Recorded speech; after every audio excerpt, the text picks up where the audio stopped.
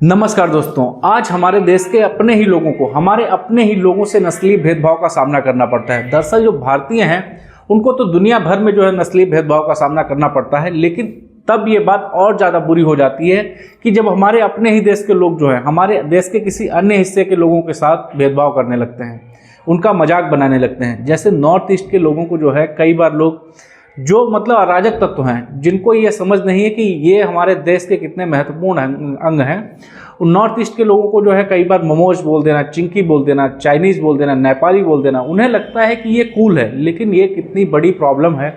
और वो देश का कितना बड़ा नुकसान कर रहे हैं उनको अंदाज़ा नहीं है। जो नॉर्थ ईस्ट के लोग जिन्हें भारतीय होने पर गर्व है, हर जगह वो लोग जो है देश को सेवा दे रहे हैं, देश की सेनाओं में उनका बहुत ही बड़ा योगदान है, लेकिन फिर भी उन लोगों को इस तरीके की समस्याओं का सामना करना पड़ता है। आज जो एंजल चकमा, जो कि त्रिपुरा का एक छात्र था, एमबीए की पढ़ाई करने के लिए उत्तराखंड के देहरादून आया हुआ था, और वहाँ पर जब वो एक दिन अपने भाई के साथ मार्केट में था तो जो देहरादून के जो 4-5 लोकल लोग थे वो उसके साथ नस्लीय भेदभाव जो होता है, नस्लीय रेशियल कमेंट्स जो थे वो करने लगे उसके ऊपर, उसको जैसे चाइनीज़ बोल देना और ये इस टाइप की चीज़ें। तो जब अब वो जो एंजल चकमा और उसका भाई था, उन दोनों ने इस चीज़ का विरोध किया। उन्होंने कहा कि मैं इंडियन हूँ और आप जो है इस तरीके की बातें मत बोलिए। तो इस बात पर जो ये लोकल लोग थे, ये पांचों जो लफंडर टाइप के लोग थे, ये उसके ऊपर जो है हमला कर देते हैं। और जो एंजल चकमा का जो छोटा भाई होता है वो तो बच जाता है, लेकिन एंजल चकमा के जो स्पाइन, जो रीढ़ की हड्डी होती है, उसके पास वो चाकू से अटैक कर देते हैं, जिसके बाद उसकी हालत बहुत ही ज़्यादा सीरियस हो जाती है और कई दिनों बाद जो है वो इस लड़ाई को हार जाता है और उसकी एंजल चकमा की डेथ हो जाती है।